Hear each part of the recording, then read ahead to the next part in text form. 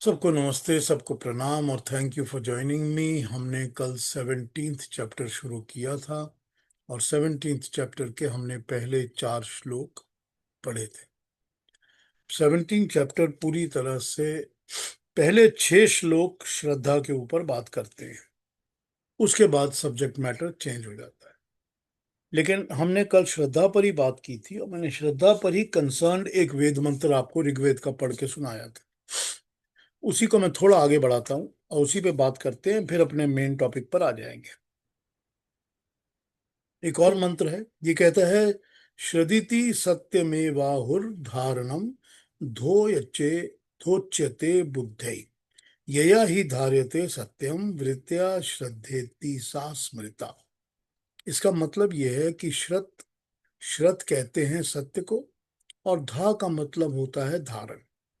जिस वृत्ति वृत्ति जिस वृत्ति वृत्ति मतलब व्यवहार आचरण से सत्य को धारण किया जाए वह वृत्ति श्रद्धा है।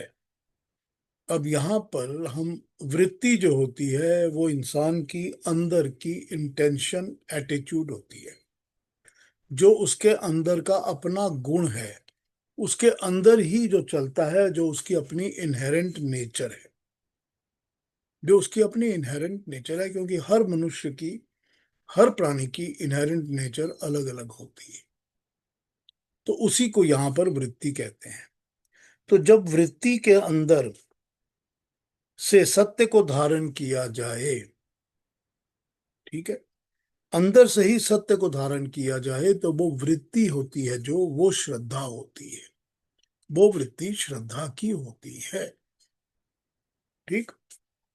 श्रद्धा एक सक्रिय वृत्ति है, वृतु वर्तने, निष्क्रिय प्रशस्त भाव नहीं है।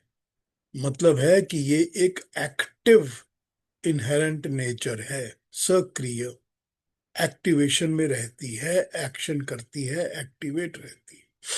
तभी तो हमने पहले उसमें पढ़ा था कि अग्नि को प्रज्वलित करती है, कि अग्नि को जलाती है, अपने अंदर की एनर्जी को इंक्रीज करती है। क्योंकि श्रद्धा की जो वृत्ति है वो एक वृतु वर्तने है, एक्टिव है, जो वर्तन में, वर्ताव में आती है, बरतने में आती है। मतलब ये होता है कि वो एक ऐसी चीज होती है जो शो करती है, अपने आप को दिखाती है, एक्टिव रहती है, लीड करती है अंदर से। श्रद्धालु क्रियाशील होगा श्रद्धालु। बेकार में बैठे बैठे खाने पीने वाला और दूसरे लोगों के ऊपर अपनी भावनाओं को चलने जिलाने वाला इस तरह का नहीं होगा। इसका आचरण, व्यवहार, बर्ताव उसके प्रति, सत्य के प्रति उसका आग्रह होगा। अब देखिए, इन्होंने एक डिमार्केशन लाइन हमारे सामने खड़ी कर दी कि जिसके अंदर श्रद्धा होगी वो कैसा होगा।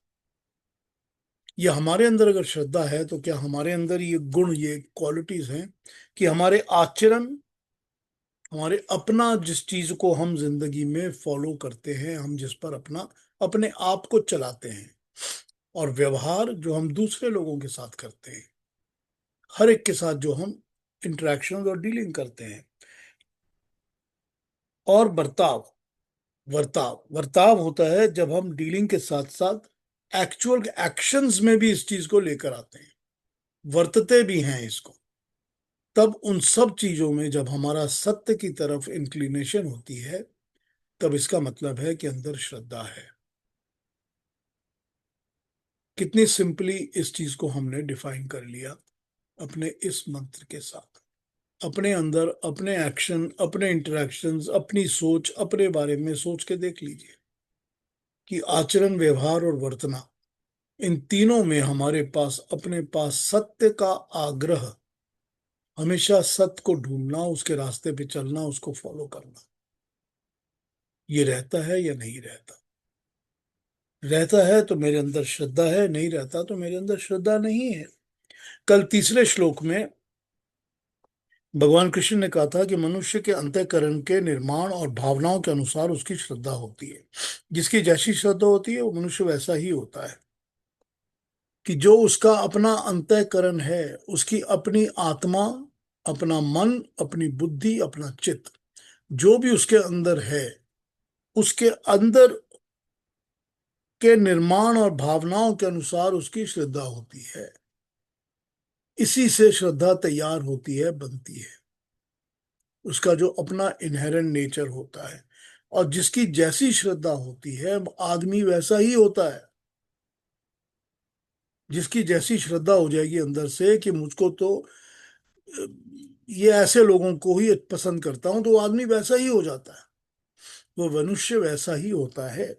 मनुष्यों के स्वाभाविक रूप में तीन प्रकार की श्रद्धा होती है: राजसिक, तामसिक और सात्विक। सात्विक पुरुष की श्रद्धा देव गुणों पर, यानी कि विद्या, सच्चरित्र, अच्छा चरित्र, दयालु, करुणा, भक्ति, इन सब के लोगों में होती है। जो सात्विक होते हैं उनकी श्रद्धा इन लोगों में होती है।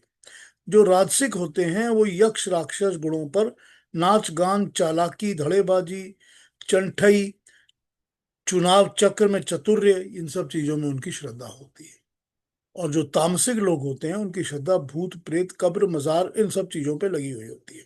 चोरी चमारी, पॉकेट मारी, इन सब चीजों की श्रद्धा तामसिक लोगों में होती है। ऐसे तामसिक श्रद्धालु लोग तो बहुत ही ज्यादा हुआ करते हैं। सभी मनुष्यों में आत्मा अंतःकरण में कुछ न कुछ सत्व का भाग होता ही है। अग्नि सत्व भाव के कारण श्रद्धा उत्पन्न होती है। यही श्रद्धा जीवन में अग्नि उत्पन्न करती है। तो अब यहाँ पर मैं पॉज यहाँ पर दे देता हूँ, इसके ऊपर फिर आगे और पढ़ूंगा। इस पर मैं पॉज देकर ये बताना चाहता हूँ कि ये हर मनुष्य के अंदर, हर एक मनुष्य के अंदर श्रद्धा होती ही है। अब ये ठीक है कि उसके अंदर थोड़ी सी भी सात्विक श्रद्धा तो होती ही होगी। जो बिल्कुल नेगेटिव और तामसिक लोग होते हैं उनके अंदर भी बिल्कुल थोड़ी सी सात्विक श्रद्धा तो होती है। लेकिन वो आगे चलकर अपने अपने अंदर से उनके जो खजाना भरा हुआ है, उनके इमोशंस का, उनके थॉट्स का, उनके आचरण का, हर चीज का वो अंदर ही भरा हुआ उनके अंदर है। वो खजाना जो उनके अंदर है वो उनको किस तरफ लीड करता है, किस तरफ धक्का लगाता है। कि अंदर से धक्का लग रहा है कि मैं सारे चालाक चोर बदमाश लोगों के साथ गुटबंदी करूं, उनके साथ मिल जाऊं। या अंदर से ये धक्का लग रहा है कि मैं साधु संतों की बात सुनूं, या मैं वो बात सुनूं जो कि सत्य की तरफ मुझे लेके जाती है। ये अंदर से क्या उसकी इंक्लिनेशन है। तो भगवान कृष्ण ने तो यही बताया है कि हर मनुष्य के अंदर श्रद्धा होती है, और उसके जो अंतःकरण के गुण होते हैं उनके हिसाब से पता चलता है कि किसकी श्रद्धा कैसी है। और जिसकी जैसी श्रद्धा होती है वो मनुष्य वैसा ही होता है। मतलब कि तामसिक मनुष्य हो गया, राजसिक हो गया, या सात्विक हो गया, अच्छा है या कि चालाक है, या कि खराब है, बदमाश है। क्योंकि जिसकी जैसी श्रद्धा होगी वो इंसान वैसा ही बन जाएगा। तो हम लोगों ने कल ये तो देखा था, पर इसके साथ साथ कुछ बातें, कल कुछ पॉइंट्स मैंने आपको बताए थे, कुछ गहरे हो गए थे, कुछ डीप हो गए थे। थोड़े से पॉइंट्स को मैं अगले श्लोक पे जाने से पहले टच कर लेता हूं कि क्या कहते हैं। यहाँ ये कहते हैं कि शुरू में तो जो श्रद्धा वाला मनुष्य होता है वो जिसकी तरफ भी श्रद्धा करता है। सपोज करिए कि मैंने अपने घर में एक मूर्ति बैठा के रखी है। उस मूर्ति को, जिसका भी जो भी नाम समझ लीजिए आप, उस मूर्ति की तरफ मेरी श्रद्धा है और मैं रोज उसकी पूजा पाठ करता हूँ। फिर क्या होता है कि फिर मैं उस मूर्ति को अपने तरीके से सजावट करता हूँ। जैसा चाहता हूँ वैसा उसके ऊपर कपड़ा पहना देता हूँ, बिंदी लगा देता हूँ, या उसके ऊपर मालाएं लगाता हूँ, या उसके चारों तरफ का कुछ और बनाने लगता हूँ। तो मैं अपने तरीके से उस मूर्ति को बना रहा हूँ जिसमें मेरी श्रद्धा है। मगर करते करते क्या होता है कि फिर मैं जो वो उस मूर्ति में देखता हूँ मैं उसके जैसा होने लग जाता हूँ। क्योंकि मुझे लगता है कि इसको फॉलो करने से ही तो मुझे सारा कुछ मिलने वाला है। तो ये जब मैं उसको फॉलो करना शुरू करता हूँ तो मेरे अंदर जो सात्विकता थी वो सात्विकता के साथ साथ थोड़ी सी जड़ता आनी शुरू हो जाती है। मतलब ये है कि पहले तो मैं उस मूर्ति को अपने तरीके से रंगने की कोशिश करता हूँ। फिर मैं उस मूर्ति के रंग में अपने आप को डुबो देता हूँ। तो होता ये है कि वो श्रद्धा जो है वो ऊपर की ओर, परमात्मा की ओर लीड करने की जगह उस श्रद्धा के अंदर कुछ खोट आ जाता है, कोई डिफेक्ट आ जाता है। अब वो डिफेक्ट ज्यादा बड़ा होना शुरू हो जाता है, तो श्रद्धा जो है वो डिफेक्टिव श्रद्धा ही बन जाती है, खोटपूर्ण श्रद्धा बन जाती है। तो ये एक पॉइंट कल हमने पढ़ के देखा था जो इसके बारे में बात करता था कि किस तरह से श्रद्धा जो है वो किस तरह से अपनी ही श्रद्धा खोट बन जाती है। फिर हमने एक चीज और देखी कि दूसरी दूसरी रेफरेंस ले लेता हूं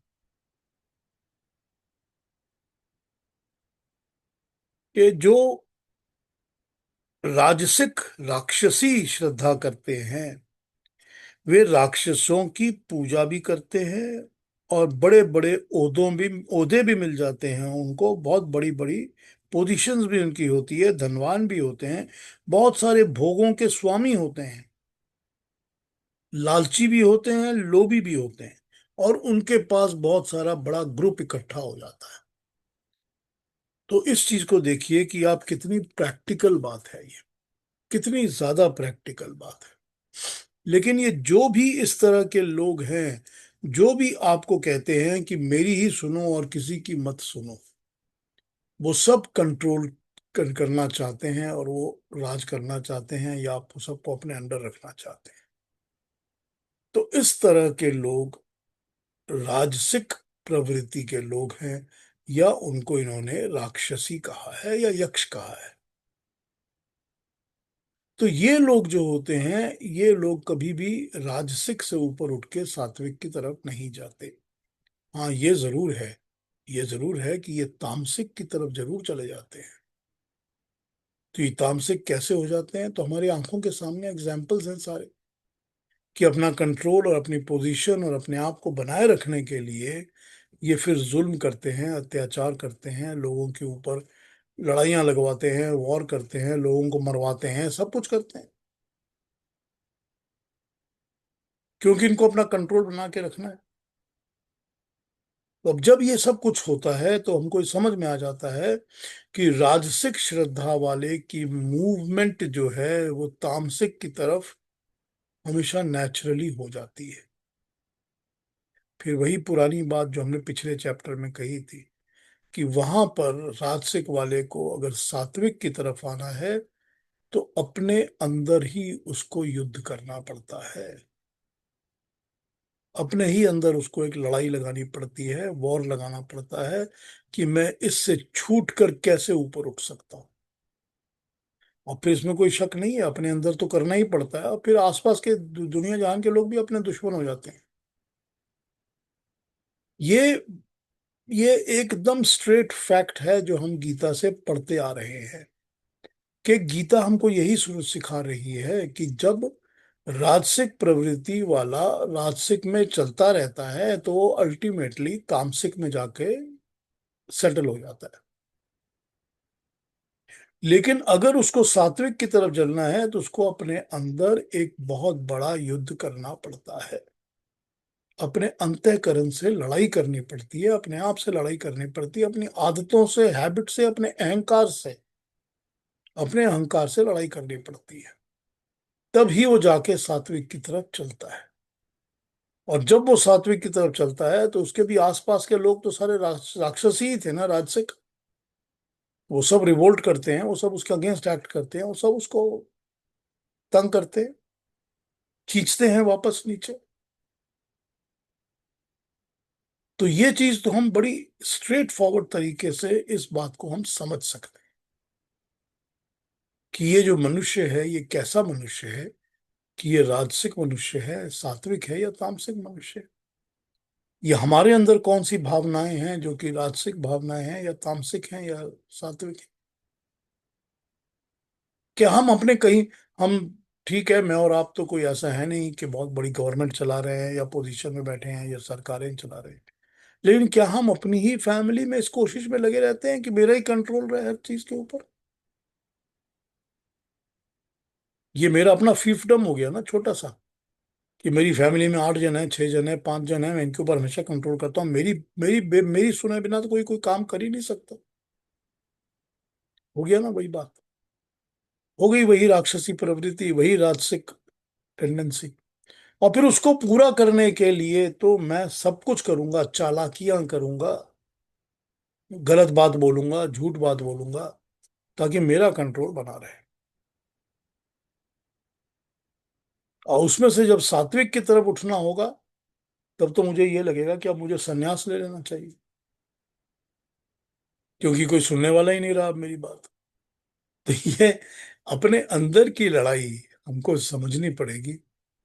मैं कैसा मनुष्य हूं, और ये आसपास के जितने लोग मेरे सामने पीछे आगे इधर उधर हैं, ये कैसे हैं। फिर वही बात पुरानी जो हमने पिछले चैप्टर में कही थी, कि कुछ भी नहीं करेंगे तो कम से कम अपनी अपने आप के गुणों को पहचानेंगे, और अपने साथ जो इंटरेक्ट करने वाले, जीने वाले, रहने वाले दूसरे लोग हैं उनको पहचानेंगे। और उनको पहचान कर कम से कम, कुछ नहीं तो उनके साथ अपनी जिंदगी को, उनको अवॉइड करो, उनको इंटरेक्शंस मत करो, उनको अपनी जिंदगी से अवॉइड करो। ये तो कर सकते हैं ना, ताकि वो हमारी बाधा ना बने, हमको नीचे ना खींचे। ये तो हो सकता है। तो ये बड़ी सिंपल तरीके से हमको लेक्चर लेक्चर ये एग्जाम्पल्स दे के समझा देते हैं बात। और फिर तामसिक लोग वो होते हैं जो श्लोक कहता है भूत और प्रेत, ठीक है ना। श्लोक तो भूत प्रेत कहता है ना, फिर वो उसमें और भी बुराइयां और गंदगी सारी ऐड कर दी उन्होंने, कि चालाकियां, चोरी चपाटी, बेईमानी, बदमाशी, सब कुछ ऐड कर दिया इन लोगों ने। तो जो भूत, पास्ट, जो हो चुका हो, जो कि अब नहीं है, हो चुका है, तो क्या है? वही, यू डोंट नो हु, कि मेरे बाप कौन था। वही बात, कि मैं तो कुछ नहीं हूं, पर अपने बाप के और अपने दादा के नाम पर ही मैं आपको धौंस जमाने में लगा हुआ हूं। कि मेरा फादर तो प्राइम मिनिस्टर था, तो मेरा तो हक बन गया कि मैं भी प्राइम मिनिस्टर बन जाऊं। है ना, तामसिक, है ना तामसिक। कि मैं वही करूंगा जो मेरे ग्रैंडफादर बोलते हैं। ये सब भूत वो होते हैं जो कि पास्ट टेंस हो चुके हैं।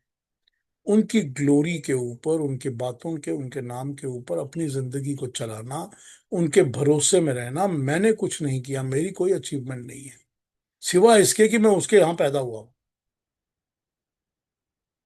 और फिर प्रेत, प्र इति इत, प्र इत प्रेत, वो जो हैं पर उनकी कोई रेलेवेंस, कोई वैल्यू, कोई जरूरत सोसाइटी को नहीं है, उनकी देन कुछ नहीं है सोसाइटी को, उनका इम्पैक्ट कुछ नहीं है। क्योंकि ये खुद भी तो वही बन जाते हैं ना, जो उनको फॉलो करने वाले हैं, जो कहता है कि मेरा बाप प्राइम मिनिस्टर था तो मुझको प्राइम मिनिस्टर होना चाहिए, ये खुद भी तो अब इररेलेवेंट टू द सोसाइटी हो चुका है। उसकी कोई रेलेवेंस ही नहीं है अब सोसाइटी में, क्योंकि उसकी कोई जरूरत नहीं है, उसकी कोई वैल्यू नहीं है, वो कुछ कंट्रीब्यूट नहीं कर रहा, कुछ नहीं कर रहा। तो ये भूत और प्रेत, और उसके बाद बाकी की चीजें आ जाती है, मजार, दरगाह सब आ जाती है, कब्रें सब आ जाती हैं। कि चलो जी, हम कब्र पे चादर चढ़ाएंगे तो हमको ये मिल जाएगा, वो मिल जाएगा। नंगी पड़ी हुई है बेचारी कब्र, कपड़े तो पहना दो उसको। तुम कपड़े नहीं पहनोगे तो शेम शेम कहेंगे सब देखने वाले। क्या है ये, कौन सी फिलोसफी है, कौन सा थॉट है ये सारा का सारा ही खराब थॉट है, सारा ही खराब थॉट है। Even the thought that we should visit the Mahatma Gandhi की समाधि, वो थॉट भी तो यही थॉट है। क्या जरूरत है आपको जाने की वहां पर, जहां पर कुछ भी नहीं है। आपने बना दिया बड़ा structure because you burn him there, there should be no need to make a structure also. वो स्ट्रक्चर भी नहीं बनना चाहिए था। वही कुछ है ना ये सब, ये सब तामसिक ही तो है तरीका करने का, काम करने का। क्यों फॉलो कर रहे हैं इस चीज को? वही बात हो जाती है कि हमने तो अंदर से अपने करेज को तो हमने ढूंढा ही नहीं। सत्य की तलाश हम नहीं करते। जब हम सत्य की तलाश करेंगे तो हमारी आंखों के सामने से ये सब चीजें इररेलेवेंट हो जाएंगी। हमको पता चलेगा कि ये जो चीजें हैं ये गलत हैं, क्योंकि इनके पीछे, इनके अंदर कहीं भी सत्य नहीं है। जब सत्य नहीं है तो फिर हम किस चीज के पीछे पड़े हुए हैं? फिर या तो हम तामसिक के पीछे पड़े हैं और या राजसिक के पीछे पड़े हुए हैं। उसी में उलझे हैं, उसी में लगे हुए हैं। सत्य की तरफ हमको उठने की अंदर से कोई लालसा ही नहीं है, इच्छा ही नहीं। इसके अलावा कल हमने जो बातें देखी थी वो बातें हमको ये भी बताती हैं कि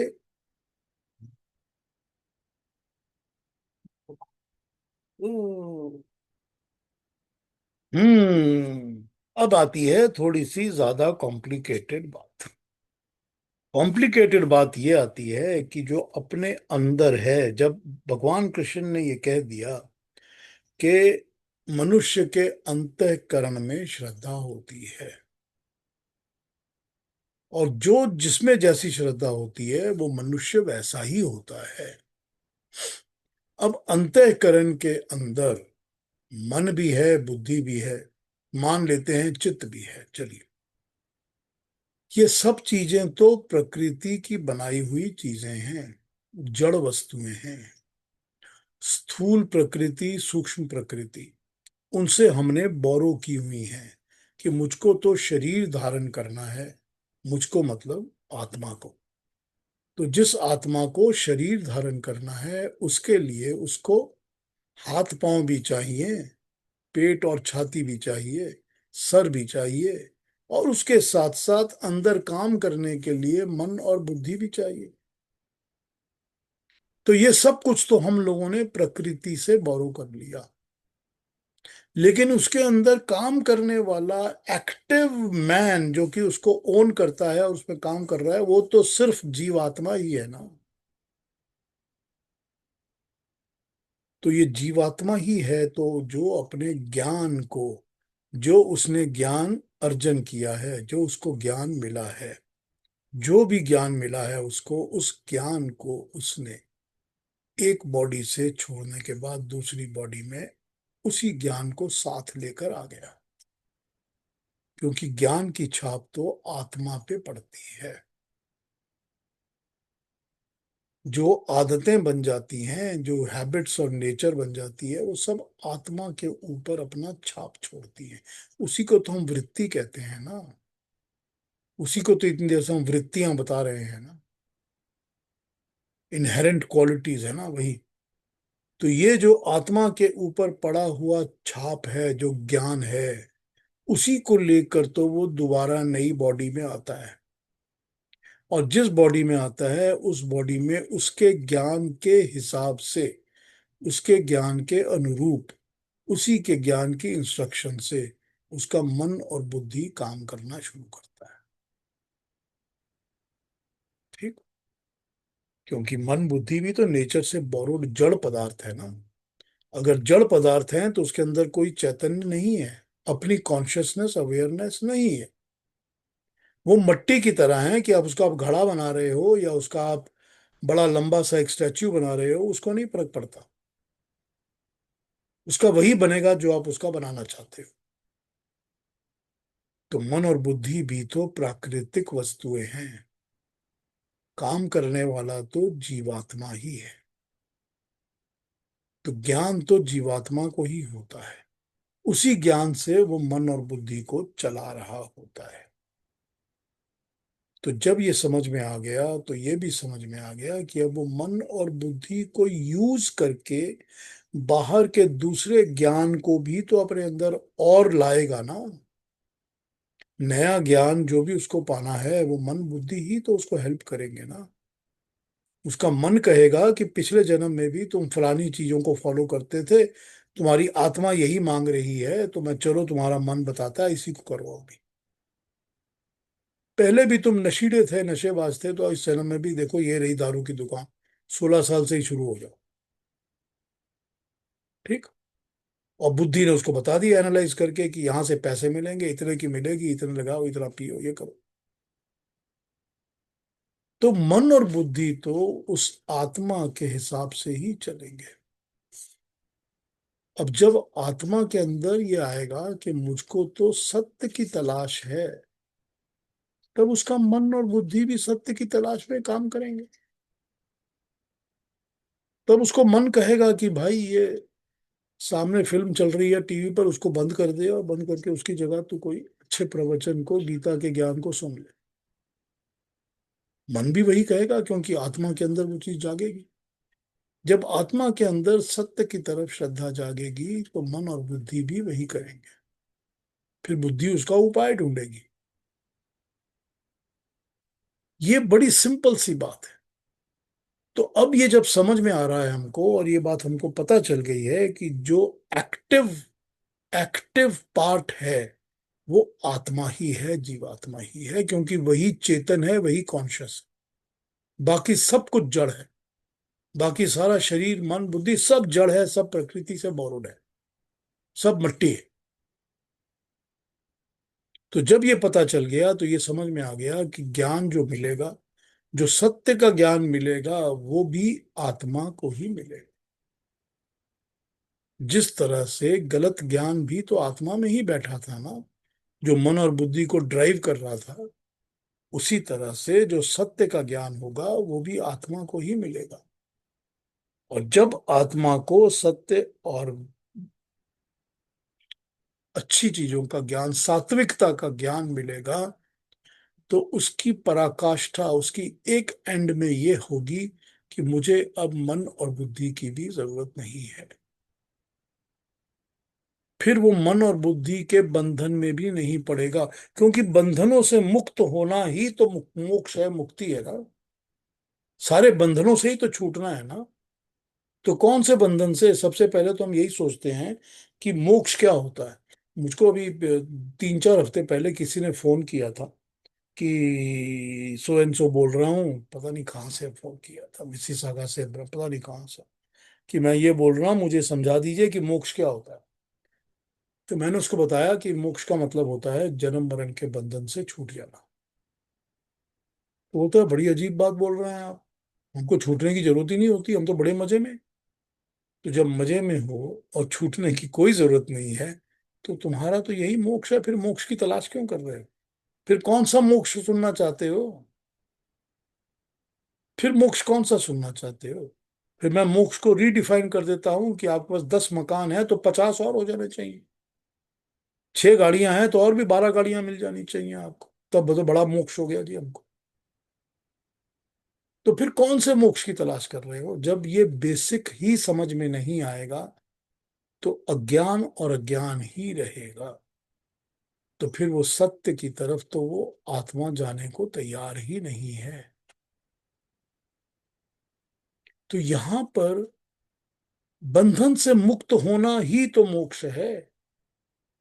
और बंधन कौन से होते हैं? सबसे बड़ा बंधन ये होता है जन्म मरण का, कि हमको एक बॉडी में आना ही पड़ता है। हम बंधे हुए हैं अपने कर्मों के कारण कि हमको कोई ना कोई बॉडी हमको लेनी ही पड़ेगी। ये भी तो एक बंधन ही है ना, प्रकृति का बंधन है जिसमें हम बंधे हुए हैं। और इस प्रकृति के बंधन के बाद हम बंध जाते हैं कि शरीर का पालन करना ही पड़ेगा। जब शरीर मिला तो शरीर का पालन करना पड़ेगा। फिर वो एक और बंधन। फिर उसके बाद हमने मन और बुद्धि अपने साथ खींच के ला लिया। मन बोलता है कि तू ये भी कर, वो भी कर, ये भी कर, वो भी कर। और जो भी कर वो सब बंधन है। वो सब नए बंधन में जकड़ता रहेगा हमारे को। तो ये बंधनों से मुक्त होना ही तो मोक्ष है। तो इस मोक्ष में सबसे पहले बंधन मुक्ति जो है वो इन बंधनों से पड़ेगी जो हमको शरीर, मन और बुद्धि हमारे लिए क्रिएट करते हैं। हर बार क्रिएट करते रहते हैं। और जब इनसे मुक्ति मिलेगी तभी तो हम मोक्ष की तरफ जाएंगे। तभी तो कोई कारण नहीं रहेगा कि मुझको जन्म मिले। जब तक कोई कारण बना रहेगा कि मुझे आना पड़ेगा, मेरा हिसाब किताब बाकी है, मुझे आना ही पड़ेगा, मुझे आना ही पड़ेगा। लेकिन जब ये सारे बंधन मुक्त हो जाएंगे तो उसी का तो नाम मोक्ष है ना।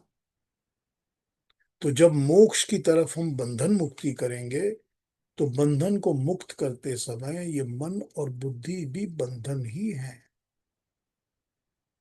क्योंकि ये भी तो हमने प्रकृति से बोरो किए हैं शरीर की तरह। हमको ये पता है कि हम बॉडी के साथ, शरीर के साथ तो हम मोक्ष की ओर जाएंगे नहीं। जाएगी तो हमारी आत्मा, जाएगी तो सिर्फ जीवात्मा। पैदल चल के तो हम जाएंगे नहीं कि परमात्मा को मिल लिया। हमको तो मर के ही स्वर्ग मिलेगा। मरेंगे तभी तो हमको ऊपर जाके मोक्ष मिलेगा या परमात्मा मिलेगा। तभी तो हम छूटेंगे ना शरीर के बंधन से। तो जब हम शरीर का बंधन छोड़ेंगे, हाथ पांव गर्दन पेट सर सब छोड़ेंगे, उसके साथ साथ ही तो चित्त और अहंकार और बुद्धि और मन सब छोड़ेंगे ना। तो जब उससे हम छूटेंगे तभी तो हम मोक्ष की तरफ जाएंगे। तो मोक्ष पाने के लिए जो आत्मा का ज्ञान है, वो कहेगा कि मुझको मन और बुद्धि की भी कोई आवश्यकता नहीं है, क्योंकि मन और बुद्धि भी तो सूक्ष्म शरीर हैं। मुझे सूक्ष्म शरीर की अब कोई आवश्यकता नहीं है, क्योंकि मुझे स्थूल शरीर की भी आवश्यकता नहीं है, फिजिकल बॉडी की भी आवश्यकता नहीं है। तो जैसे पूरी की पूरे शरीर की, हाथ पांव जड़ धड़ की और गर्दन की और सर की जरूरत नहीं है, उसी तरह मुझे सूक्ष्म शरीर की जरूरत भी नहीं है। तो जब मुझे किसी भी चीज की जरूरत नहीं है, तभी तो मैं बंधन मुक्त हो जाऊंगा ना।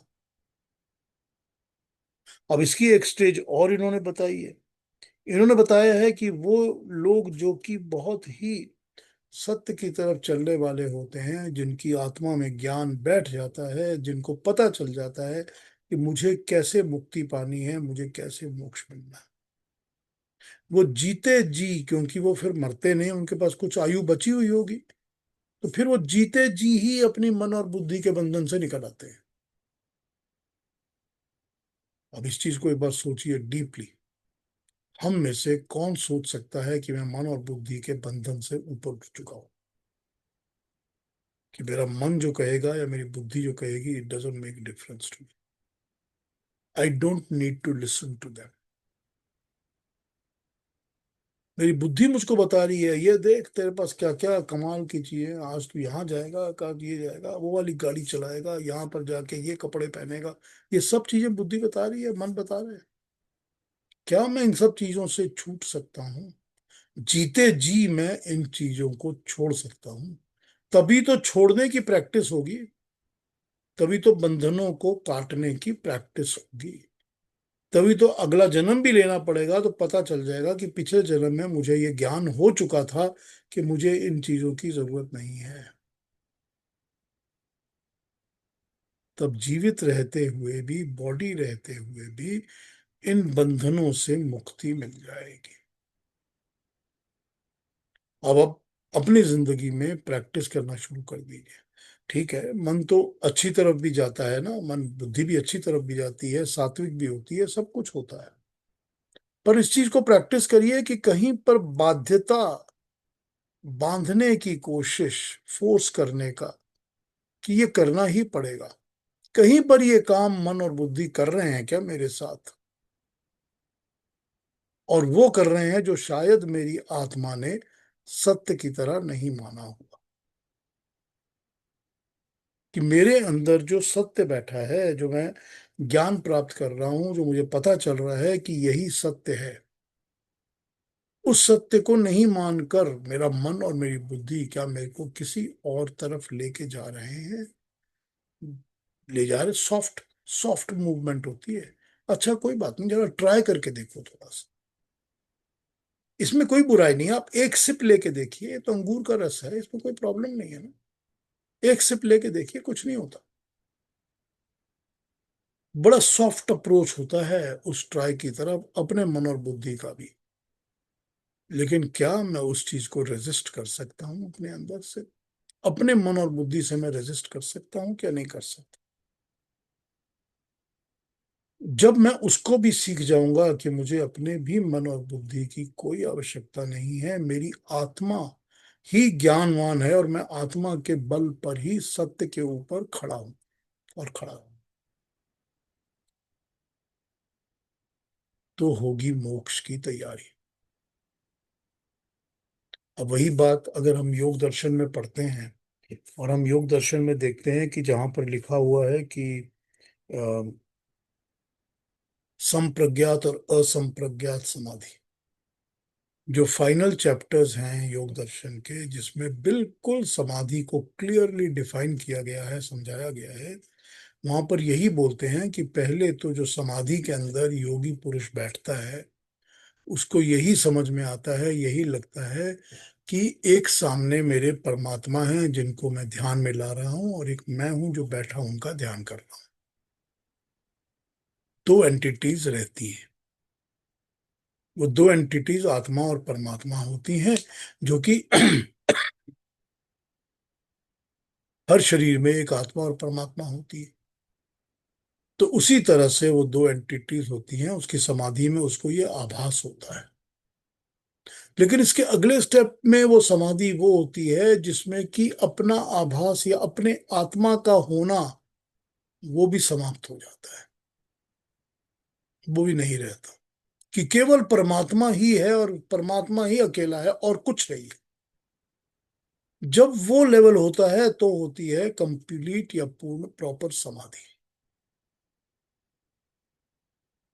तो जब वो लेवल ऑफ समाधि हमको योग दर्शन बताता है, तो जरूरी बात है जब उस लेवल तक पहुंचना है तब तो ये मन बुद्धि ये सब कुछ तो छूटना ही छूटना है। तो वहां तो जाके मैं अपनी आत्मा को भी भूल जाऊंगा, क्योंकि मुझे मेरे सामने परमात्मा मिले होंगे, जो सारी क्रिएशन का, सारी सृष्टि का, सबका मालिक है, जो सब कुछ बनाने वाला है। अगर वो इतनी रोशनी है, इतना ज्ञान है, अगर वो मेरे सामने है, तो मुझे इस छोटे से अपने अंदर की आत्मा की जरूरत क्या है? मुझे तो ये भी नहीं चाहिए अब तो मुझे सिर्फ परमात्मा ही चाहिए। वही सत्य है। मोक्ष वो है जब वो समाधि लगती है, जब परमात्मा का उस तरह दर्शन होता है, तो उसको मोक्ष कहते हैं। तो यहां पर हमको ये समझाया गया है कि श्रद्धा के कौन से लेवल, किस लेवल तक, कहां पर मनुष्य को लेके जाते हैं, और होने क्या चाहिए और क्या हो रहा है, ये सब हमको समझाते हैं।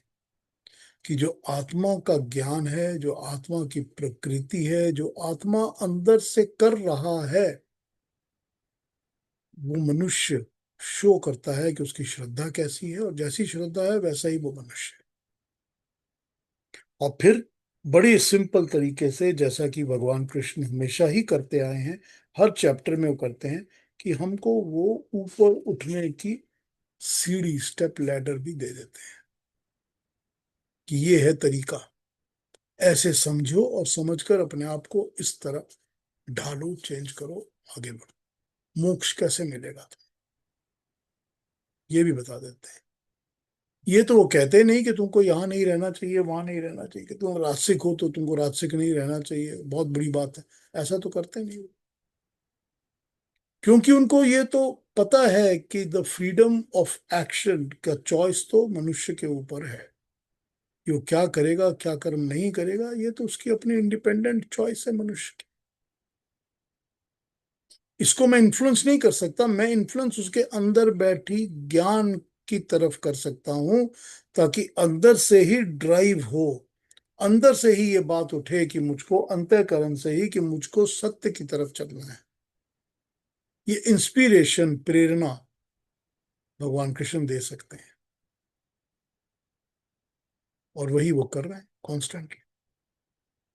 तो ये अभी तक चार जो हमने पहले पढ़े हैं श्लोक, ये उन चारों का है। अगले दो श्लोक भी अम, श्रद्धा पर ही हैं। बट अब ये बताइए कि आपका कोई क्वेश्चन हो या कुछ पूछना हो अभी तक के बारे में, तो मैं उसको डील करता हूँ, फिर अगले दो श्लोकों पे आ जाता हूँ। हाँ जी। अब मैंने कोशिश की थी कि कल की बात को थोड़ा और सिंपल तरीके से आज बता सकूं। मोस्टली मैंने वही किया है। कोई चीज छूट गई हो, कोई अभी भी कॉम्प्लिकेशन लग रही हो, तो आप पूछ सकते हैं मेरे से। क्लैरिफिकेशन चाहिए हो तो भी पूछ सकते हैं। हाँ जी। Anybody wants to ask any? या पीयूष जी, दिस इज ज्योति है। जी ज्योति जी। और कॉम्प्लिकेटेड हो गया मुझे आज का पार्ट। I am sorry. नहीं नहीं नहीं नहीं, I mean you don't need to be sorry, नहीं नहीं, absolutely not. It just gets me profoundly thinking about everything, like आपका ये पार्ट पढ़ने के बाद मैं हर पूरा वीक वही सोचती रहती हूँ कि ये क्या होगा, होता होगा, क्या होता होगा। बट व्हाट आई फेल्ट ना, what I feel, I am going to just talk about it, okay. I have still not understood the complication of moksha at all. What have you just spoke, it will take some time for me to understand it, okay. But what I wanted to say is, भगवान ने जो जन्म लिया, वो कर्म करने के लिए जन्म लिया कि ये कर्म करके हमको, मुझे जाना है, और ये किया। तो भगवान का मोक्ष जब वो गए तब हुआ, या वो करते जो कर्म गए तभी करते समय उनका मोक्ष चल रहा था? Is what came into my mind, can you just tell me that? You are talking about भगवान कृष्ण का मोक्ष। करेक्ट, या भगवान भगवान कृष्ण, यस। देखिए, आई थिंक नेक्स्ट में 17th में या 18th चैप्टर में हम्म। भगवान कृष्ण अपने अवतार के बारे में समझाएंगे ओके कि ओके। अवतार क्या होता है। हम्म अवतार वो होते हैं जो कि ऐसी मानवी मनुष्य आत्माएं होती हैं हम्म। जिनको मोक्ष प्राप्त हो चुका होता है। Okay okay. और हाँ। मोक्ष प्राप्त होने के बाद उनके अंदर ये पावर होता है कि वो जब चाहें दोबारा जन्म ले सकते हैं। ओके। और जब वो दोबारा जन्म लेते हैं तो वो अपनी पुरानी योग सिद्धियों को साथ लेके आते हैं। तो ठीक। इसीलिए उनके अंदर कुछ एक्सेप्शनल पावर्स होते हैं जो योग सिद्धि उनको प्रोवाइड करती है। ओके। तो जब वो ऐसे मनुष्य दोबारा जन्म लेते हैं तो वो किसी पर्पस से जन्म लेते हैं। या करेक्ट, को दैट इज ट्रू, दोबारा दैट कर्म यस। उनको दोबारा कर्म और कर्म फल की कोई प्रॉब्लम नहीं होती, क्योंकि वो नॉर्मली सारी दुनिया का, सारी जग का कल्याण करने के लिए ही जन्म लेते हैं। राइट। तो वो उस अवस्था में रहते हैं जहां उनको जन्म तो मिलता है लेकिन मानव शरीर होता है, मानवी आत्माएं होती हैं, पर वो जन्म लेकर काम कर्म करके इससे मुक्त होकर फिर चले जाते हैं और दोबारा उसी मोक्ष अवस्था में जाके बैठ जाते हैं।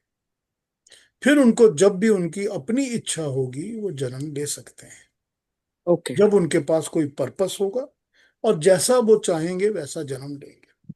अब इसमें देखिए, जब वो भगवान कृष्ण कहते हैं कि हम्म। योग की सिद्धियां योग करने से प्राप्त होती हैं। राइट। अब योग दर्शन अपने योग दर्शन के अंदर ही 32 सिद्धियों के बारे में बताता है। हम्म। अब वो 32 की 32 सिद्धियां भगवान कृष्ण ने प्राप्त की हुई थी। हम्म। इसीलिए वो जब चाहे तब ऐसा एटमॉस्फेरियर क्रिएट कर सकते थे कि आपको लगे रात हो गई, शाम हो गई, सुबह हो गई। वो राइट। योग की सिद्धि थी। वो ऐसा एटमॉस्फेयर क्रिएट कर सकते थे कि उनको कहीं किसी के बारे में जानने की जरूरत नहीं होती थी। अपने शरीर को बड़ा कर सकते थे, छोटा कर सकते थे, राइट। जिसको लघुमा महिमा योग दर्शन समझाता है इन बातों को। हम्म। तो जब वो योग सिद्धियों के साथ ही वो आत्मा गई है तो आत्मा के अंदर योग सिद्धियों का ज्ञान बैठा हुआ है। हम्म। उस ज्ञान के साथ ही वो दोबारा जब जन्म लेंगे, यानी कि दोबारा अवतरित होंगे, तो हम्म। किसी पर्पस से आएंगे और जब चले जाएंगे तो उनकी सिद्धियां, उनका ज्ञान कुछ भी खराब नहीं होगा, वैसा ही रहेगा। ठीक, या ठीक है। ओके। तो ये हम्म। वो अपने बारे में समझाते हैं और वो कई बार इस बात को कह चुके हैं कि मैं परमात्मा नहीं हूं। या ये बात तो मुझे पता है, यस, आई नो कई दिस कई पार्ट, बार कई यस। बार इस चीज को बोल ये चुके कई हैं। बार वो बताया गया बोल है। चुके हैं कि मुझको अपने पुराने सारे जन्म याद हैं, तू भूल गया है अर्जुन। करेक्ट, ये बात पता है मुझे। इसका मतलब है कि उनको भी तो कितने सारे शरीरों को धारण करना ही पड़ा है। हम्म। तब जाके वो इस स्टेज पे पहुंचे हैं कि वो अपने आप को सिद्ध पुरुष की तरह, क्योंकि उनके पास सिद्धियां हैं, हम्म। वो कर सके हैं। और वो अब उस चीज को यूज करते हैं क्योंकि उनको भी कई जन्म लगे इस बात को करने के लिए। हम्म। तो ये तो भगवान कृष्ण की पोजीशन है। अब मोक्ष जो होता है वो वही होता है जब मनुष्य को मरने और पैदा होने के झंझट से मुक्त छुटकारा मिल जाए। यानी कि हम्म। जब आत्मा को ऐसा कोई भी बंधन ना बचे कि उसको शरीर धारण करना ही पड़े। I don't owe anything to anybody, hmm. और I don't owe anything to the prakriti और नेचर ऑल्सो। हम्म। मैंने नेचर के साथ छीना झपटी नहीं की है, मुझे पे बैक नहीं करना। Hmm. I have not misused, I don't have to give an account और पे बैक। तो जब ये पूरी तरह से छूट जाएंगे सब कुछ, तो मनुष्य को जन्म और मरण का चक्कर छोड़ना पड़ेगा। हमने थोड़े पहले, बिफोर वी स्टार्टेड गीता, हमने एक उपनिषद पे बात की थी, जो श्वेता श्वतर उपनिषद है। वो हम्म। श्वेता श्वतर उपनिषद इसी के बारे में बात करता है कि जो ब्रह्म चक्र होता है वो क्या होता है। ओके। वो एक ब्रह्म चक्र यानी कि एक परमात्मा का बनाया हुआ व्हील है, व्हील बैरो है, हम्म। जिसमें सारी की सारी आत्माएं जब छूटती हैं तो जाके उसमें अटक जाती हैं। हम्म। फिर वो अटक के घूमती रहती हैं जब तक उनको पटक के फिर वापस नहीं भेज दिया जाता दुनिया में, क्योंकि दे स्टिल ओ समथिंग। हम्म। जब उस चक्र में से छूटते हैं तभी जाके मोक्ष मिलता है। और हम्म। मोक्ष का डेफिनेशन ही यही है कि मुझको फिर से इस दुनिया में जन्म मरण के लिए ना आना पड़े। हम्म। हम्म। So the major this that I feel is highlighting is the owing part of it in life. You don't owe anything. You forget that you owe anything to anybody. You get out of the bandhan that you're saying like that. Got your point now. Yeah. Okay. अब owing में तो मेरे साथ भी है ना, मतलब ये है कि मैंने ऐसे कर्म किए हैं जिनका कर्म फल मुझको भुगतना बाकी है। Correct. Yes. तो अगर कर्म फल बाकी है तो ओइंग हो गई ना। Right. तो Right. वो ओइंग भी नहीं होनी चाहिए, तब जाके मोक्ष मिलेगा। Yes. So it's like कर्म करता कर फल की आशा मत करो. Also, it comes a part of it also in this only. तभी तो Yes. भगवान कृष्ण पहले ही चैप्टर से, यानी कि दूसरे चैप्टर से जब वो अपनी बात कर रहे हैं, वहां से ही उन्होंने निष्काम कर्म की बात शुरू कर दी ना, Yes. Absolutely. Yes. कि बिना True. कामना के निष्काम कर्म करोगे, यज्ञ रूप कर्म करोगे, तो तुम्हारे को अपने आप मुक्ति मिलेगी। True. True. Thank you. That's what I mean. I'm going to still go on thinking about this. But ये मोक्ष का भगवान कृष्ण का क्या था? बिकॉज उन्होंने अवतार लिया था कर्म करने के लिए कि टू गेट वो युग का ये करने के लिए आए थे, युग एक पुरुष थे। परक, एक पर्पस था उनका। हाँ, एक पर्पस था, युग पुरुष करके आए थे जो ने उन्होंने कर लिया।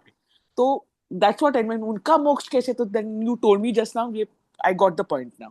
Thank you. I mean if I have anything else in my mind the next time I will ask you about the same thing. Thank you Jyoti ji. या thank you so much. Yes.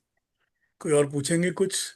Anybody has a question that has popped up in your mind, या कोई clarification चाहिए?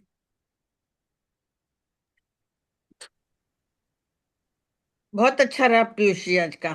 Thank you Indira बहन, thank you. Clarify हुआ ना, और तो confuse नहीं हुआ ना? नहीं कंफ्यूज नहीं, बहुत अच्छा क्लैरिफिकेशन हुआ। थैंक यू इंदिरा बहन। हाँ हाँ केतु जी। मुझे ये कल आपने जो इंट्रोडक्शन दिया था, अ, उस पर थोड़ा सा क्लैरिफिकेशन चाहिए। कि आपने कहा था कि जो लोग शास्त्र की बात न मानकर स्वयं का सुख और कामना के पीछे चलते हैं, तो वो पशु जगत की तरह हो जाता है तरह से। अब इसमें क्या है कि कामना की जो स्पेक्ट्रम है, डायमेंशन है, वो इतनी बड़ी है। एक कामना ये भी है कि हम जन सेवा करें, जो हम किसी भी नियत से, निष्काम से न हो, कि जन सेवा करें, नाम हो हमारा, हम दान पुण्य करेंगे, हमारा नाम होगा। ठीक है ना? I am just giving an example, कामना की एक one one dimension of it.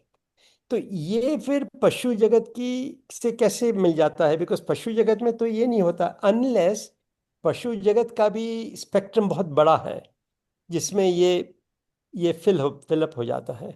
So that is something that I was trying to इसको अंडरस्टैंड। इस तरह समझिए ना, अल्टीमेटली तो ये भी एक कामना है, ठीक, कि मैं अच्छे कर्म कर रहा हूं ताकि मेरा नाम हो, ताकि हाँ, लिखा सोसाइटी पड़ा में सब बोलें कि लाला पीयूष जी इतने बड़े आदमी हैं। है। ठीक है, ठीक है। वो मैं इसीलिए कर रहा हूं। अब आप इसको ये समझ करिए कि आफ्टर ऑल, शेर क्यों जंगल का राजा होता है? उसको अपने आप को जंगल का राजा बनाने की जरूरत क्या है? क्योंकि ये कामना है कि I must be ruling the forest, no animal should be bigger and greater than me, कि मेरी एक रोर के ऊपर सब चुप हो जाते हैं। वही कामना है ना। हाँ, तो वही तो पशु जगत की कामना है जो हमारे अंदर भी बैठी है ना, चाहे वो नाम के लिए हो, और मैं जो मर्जी उसके लिए वाया मीडिया यूज कर रहा हूं। चाहे मैं राक्षसी तरीके से लोगों को दबा के रखता हूं, डरा के रखता हूं, या मैं उनको ब्राइब करता हूं, ये ब्राइबरी ही है ना, जो मैं दे रहा हूं लोगों को कि वो मेरे अच्छा बोले। हाँ जी, एक तरह से। तो एक ही बात है ना, ये पशु जगत की ही टेंडेंसीज आ गई ना हमारे अंदर। तो इसमें यह है कि जो लोग चाहते हैं कि दे वांट टू से for example expand their business dimension, तो उसी तरह से शेर भी अपने टेरिटरी को बढ़ाना चाहता है। बिल्कुल, बिल्कुल बढ़ाना तो चाहता है। सो ये वही बात हो गई कामना की, and therefore it is related to पशु जगत। वही तो है ना, आप देख लीजिए, चाहे वो चीता हो या बाघ टाइगर हो, वो भी अपनी टेरिटरी बढ़ाना चाहता है। चाहे वो बड़े बड़े ब्लैक बेयर हों, वो भी अपनी टेरिटरी को बढ़ाना चाहते हैं। ट्रू। ये तो वही चीज है ना। तभी तो animal animal kingdom, animal tendencies की ही तो फॉलो कर रहे हैं ना हम चीज को। वही तो पशु की प्रवृत्ति है ना। ठीक है, so now it's sums up everything. ठीक है, यस। अच्छी बात है हाँ, धन्यवाद, चलिए थैंक यू धन्यवाद। केतु जी, थैंक यू। पीयूष जी, ये दोनों राजसिक हो गए, एनिमल में भी और ह्यूमन बींग्स में। दोनों राजसिक हो गए। हाँ, दोनों राजसिक राजसिक वृत्ति। राजसिक हो गए, लेकिन राजसिक होने के साथ साथ, क्योंकि इंटेंशन किसी का भला करने की नहीं है, ओरिजिनल इंटेंशन, तो इसीलिए राजसिक तो हैं, but they are more slanting towards tamasic. दोनों जो इंटेंशंस हैं, ये दोनों तामसिक की तरफ ही जा रहे हैं। बराबर है। ठीक है। It's amazing the way you explain it. It opens a new dimension at looking at the animal kingdom and the human kingdom with the same eyes. Otherwise, you always keep the animal in a distance and not resonate with it. But yes, it is true. Thank you Pratibha ji, thank you. देखिए, eventually you have to accept that it is the jivatma, it is the yes. Atma that is in animal and human also. And it is the same Atma that has probably gone into multiple animal lives and now has taken a human birth. Correct? You cannot deny that. Yeah. Now, when you can understand this factor, then you can understand that why have I gained the knowledge or gyan as an animal that I still have within my Atma? वो ज्ञान तो अभी भी मेरे पास बैठा है, तो मैं उसी ज्ञान को मानव शरीर धारण करके यूज कर रहा हूं। ठीक है ना। अब मैंने एक बार पता नहीं कहाँ किससे बात की थी, तो मैंने कहा था, you have seen people who are busy trying to sting you, क्योंकि वो पिछले जन्मों में सांप और बिच्छू थे, तो इस जन्म में भी वो सांप और बिच्छू का काम कर रहे हैं, कि जो भी मिलता है उसको डस लेते हैं, उसको स्टिंग करते हैं, उसका खराब करते हैं, बुराई करते हैं। मिलते हैं ना हाउ लोग ट्रू, ऐसे। How true, how true. ऐसे लोग मिलते हैं ना जिंदगी में। बिल्कुल बिल्कुल। हाँ, भरे हुए हैं मिलते नहीं, भरे हुए। भरे हुए मिलते नहीं है, भरे हुए हैं। सो वो अभी कभी ना कभी किसी ना किसी जन्म में तो वो उस एनिमल का ज्ञान उनको आया है, उसी ज्ञान को लेके वो मनुष्य के शरीर में आए हैं और उसी ज्ञान को यूज कर रहे हैं। यही तो उनकी श्रद्धा है, यही उनकी प्रवृत्ति है, नेचर है। This is what makes them what they are. Very true. So Piyush ji, जब मैं मोती को लेकर आई थी घर पे, अरे तो मैंने मोती के ट्रेनर को बुलाया था, डॉग ट्रेनर को, और मैंने बोला मुझे क्या ध्यान रखना चाहिए इसका। तो बोलते उसको कभी भी अपनी चेयर पे बैठने नहीं देना, नहीं तो वो तुमसे compete करके वो चेयर लेगा। और मैंने देखा था एक समय ऐसा था कि मुझे उसको जबरदस्ती नीचे उतारना पड़ता था। मैं जो डाइनिंग रूम की चेयर थी वहां जाके बैठ जाता था उस पर, तो उसको नीचे उतारना पड़ता था और वो गुर्राता था उतारते थे तब। उसको नहीं अच्छा लगता था, उसको वहीं बैठना था। मालिकाना हक, या ये हाँ, होता है मालिकाना हक कि हाँ, मैं ओनर हूं, मैं तुमसे हाँ, ज्यादा बड़ा और इम्पोर्टेंट हूं, हाँ। ये और वो होता बोलता है कि उसमें मेल की जो प्रवृत्ति आती है, एटीट्यूड आते हैं, वो मेल डॉग में भी आ जाते हैं। है। तो वही वो बात, संभालना होता है उन लोग से। वही बात है ना, वही बात हम कर रहे हैं ना, एकदम हाँ। यही होता है ना। बिकॉज ये आपको समझना पड़ेगा कि जितनी आत्माएं होती हैं, वो आत्माएं तो कॉमन एक ही आत्मा होती है ना, चाहे वो डॉग के शरीर में है और चाहे मैन के शरीर में है तो आत्मा ही हम्म। ना। हाँ जी। और आत्मा ही तो सक्रिय है, बाकी सब कुछ तो प्रकृति का दिया हुआ जड़ है। हम्म। तो मुझको कौन सी बॉडी मिली है, उसमें कौन सा मन है, कौन सी बुद्धि है, ये सब जड़ पदार्थ है। वो आत्मा ही है जो सक्रिय है, जो एक्शन में आती है, वही कर सॉरी वही करवा रही है सब कुछ। हम्म। वही फोर्स करती है कि मोती को कि तू जाके उस चेयर पे बैठ जो मालिक की चेयर है, हाँ, क्योंकि आत्मा तो वही है ना। और अगर वो हाँ। आत्मा मानव इंसान के शरीर में आएगी तो भी ये कोशिश करेगी कि मैं किस तरह इसका मालिक बन जाऊं, किस तरह मैं इस हाउस होल्ड का, I should become the owner of the house hold. Hmm. Ultimately, it's the Atma. And it is the same Atma that is in traveling in between the different types of bodies. हम्म। क्योंकि जो भी प्राण लेता है, जिसमें भी प्राण चलते हैं, वो परमात्मा ने दिए हैं और उसके अंदर एक आत्मा है। ठीक। हम्म। जब हम इस चीज को समझते हैं तो फिर पूरे के पूरे सिस्टम को समझने में आसानी हो जाती है। जी। Yeah, joining all the dots, even the cats. And everyone, now everyone. and when we see the interplay between human beings, where the dog has become more important than their own children. You know how, especially in the West, they are treated and yes, pampered. Yes. Yeah, unko diamond collars and all that. So, somehow it's amazing. But this is what it is. This is the reality. If you understand hmm. the reality, you will get in-depth understanding about how the whole system works. हम्म। कि परमात्मा की सृष्टि चलती कैसे है, ये काम कैसे करती है। How interesting. Amazing. Yeah. Really Very interesting. Very, amazing. Yeah. yeah, absolutely amazing. I mean, this between the dog and the dog wants to go and sit on the chair. This is something I'm going to go on thinking again about this also now. This Yes, it opens another dimension of our dimension to the two, thoughts. Yeah. totally, yeah. Yeah. You know, I was just thinking when I was listening to all this, I said, "Oh my God, there's something different to think about." Yeah, Yes, but absolutely something different to think about. you see, Yeah, definitely. this is the dimension that is going to give us the understanding Hmm. to understand the system that the creator has made, and what am I doing in the system, and how do I get out of this system Out of it. so that Yes. मुझे Yes. मोक्ष How मिले, do I get out of the system? True. Yep. Out of this bondage. मुझको जिंदगी में कोई भी वो डसने वाला सांप टाइप का आदमी नहीं चाहिए। ये तो हम मैं कर ही नहीं उसमें से सकते छूटूंगा पीयूष जी। कैसे? कैसे छूटेंगे? तो मैं छूटूंगा ही हम्म। तब जब मेरे कर्म मुझको इससे छुटकारा दिलाएंगे।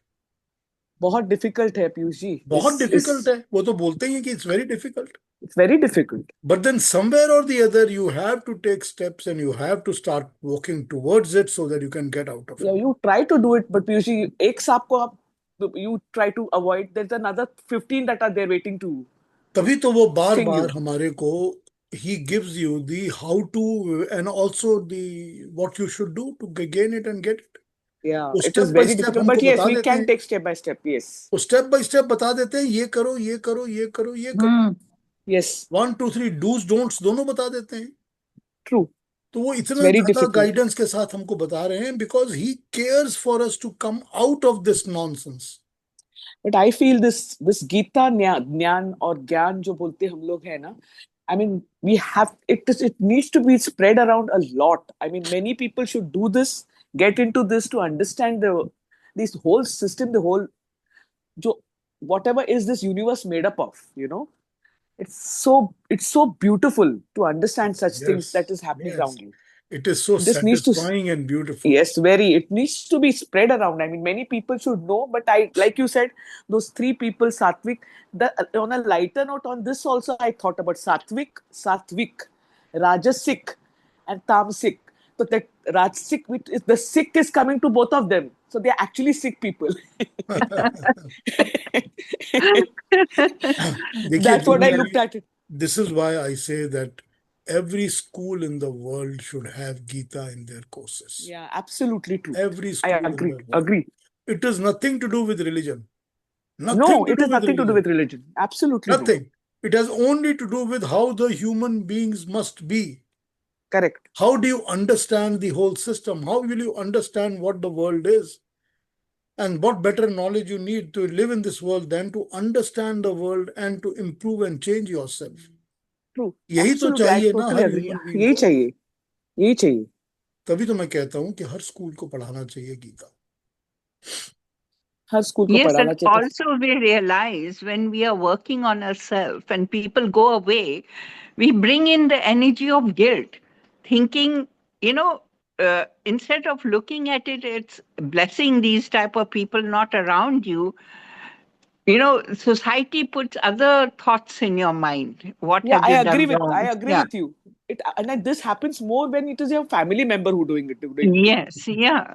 Yeah. It's Yes. not about your friends and other relationship. It's your family members who behave like that with you, and you still go back and you still think and you still are Yeah. minded with it. That's Yeah. what you're saying applies there absolutely. And it is such a Absolutely. difficult, it's very, very, very, very, very difficult to get out of that situation, emotionally and physically and in every possible way. Yeah. So Between your karam, dharam, and your liberation, it's a big battle. absolutely true.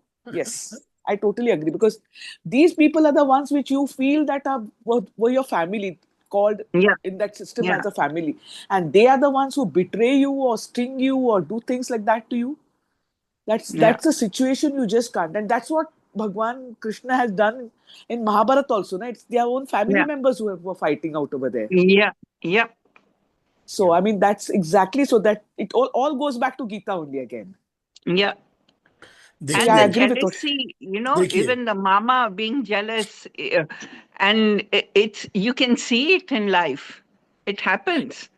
Yeah. I mean, Each everybody. I mean, relation, yeah. yeah, Each you've taken relation, yeah. everybody. It taken everybody. It's just a simple thing. I mean, now I'm not going to get into some nitty gritties of it. It's like when Draupadi Arjun married and brought her. She was so beautiful. Why did Kunti went and divided it among the men so that the Mm. wives stay together?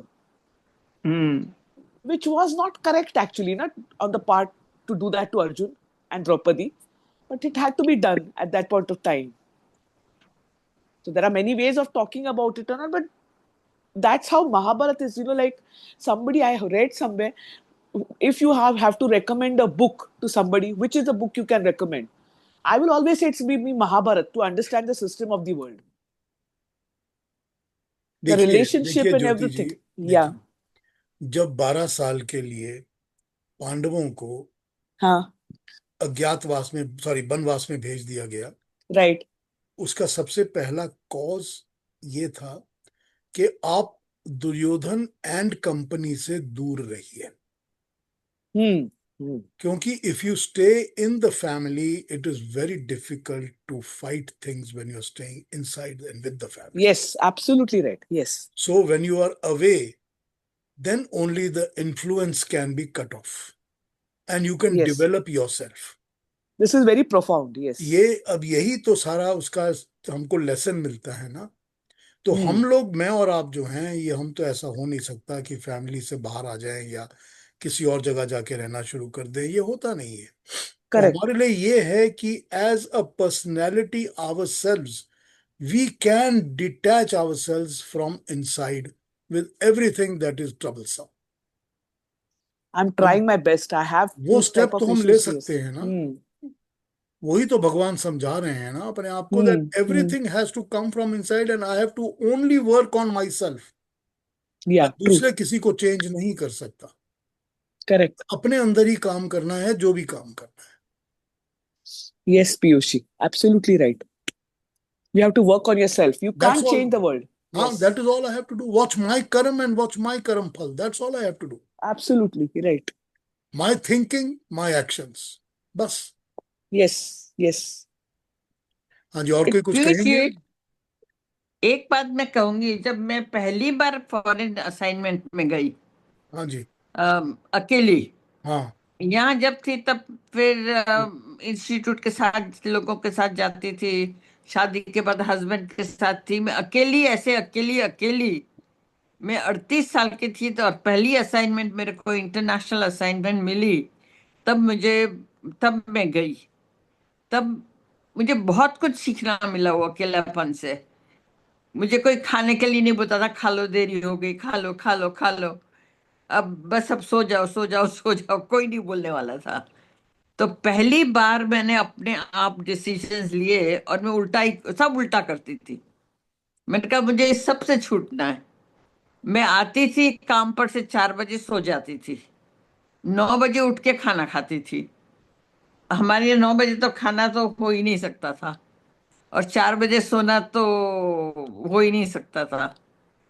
फिर सुबह काम पे जाती थी, और सब लोग ने बोला कि मैं जब पापुआ न्यू गिनी गई थी तो सबने बोला कि तुम खाना ऊपर मंगाना, नीचे मत जाना. ऊपर मंगाना वो भी जब when you hear the steps receding, then you open the door and take the food. मैं तो नीचे जाती थी खाने, और सब मैनेजर से सबसे बात करती थी. मैंने पहले ही सीख लिया था कि उन लोग टीचर को बहुत रिस्पेक्ट करते हैं, तो अपने हाथ में एक राइटिंग पैड और एक किताब लेके जाती थी, और सबको बोलती थी आई एम अ टीचर. तो मेरा बहुत मान रखता था, मेरे को बिल्कुल डर नहीं लगता था. नीचे जाके खाती थी, और फिर मेरे को सुबह पूछते थे कहाँ खाया, मैं कहा नीचे खाया मैंने. ऐसा नहीं करना, सब रोज बोलते थे नीचे जाके मत खाओ, पर मैं खाती थी. वो अकेला रहने से बहुत कुछ सीखना मिला. ये कहा आपने इंदिरा बहन, बिल्कुल परफेक्ट. देखिए, एक अंदर, आपके अंदर एक करेज था, ठीक, और एक करेज के साथ साथ सत्य की तरफ चलने की हमेशा अपने अंदर एक ह्यूमन बीइंग पर श्रद्धा थी. इंस्पिरेशन थी. मैंने कहा ठीक है, सब जगह ह्यूमन बीइंग खराब नहीं होते हैं. नहीं वही बात है ना सारी, क्योंकि हाँ. आपके अंदर एक करेज था ना, और आपके अंदर एक पता था कि मैं तो सत्य के ग्राउंड पे खड़ी हूं. जी. ये आपको पता था, अंदर कन्विक्शन ऑफ कॉन्फिडेंस आपके पास था अंदर. हम्म. यही तो है ना जो हमारी आत्मा के अंदर हमारा गुण होना चाहिए, जो कि सात्विक प्रवृत्ति की तरफ हमको लेके जाती है. वही तो अग्नि है ना, हम्म. यही तो एक्शन करवाती है ना हमसे सही बात सबसे. है. This is what makes us, force us to do the action. आपने बहुत अच्छा एग्जांपल दिया हम लोगों को, एकदम परफेक्ट एग्जांपल है ये. That is what forces us to take actions, and that is what it is that makes us as an individual human being. और आपने बिल्कुल ठीक कहा है, जब आप अलग होते हैं सहारों से, तो अपने पैरों पर हाँ, खड़े होने की अकल आती हिम्मत आती है. है. हाँ, हिम्मत आती है, अकल आती है. ये बहुत जरूरी होता है. हाँ जी, और कोई कुछ कहेंगे? आज बहुत बहुत अलग किस्म की डिस्कशन हो गई हमारी आज भी. और बहुत कुछ जैसे सेटल हो गया.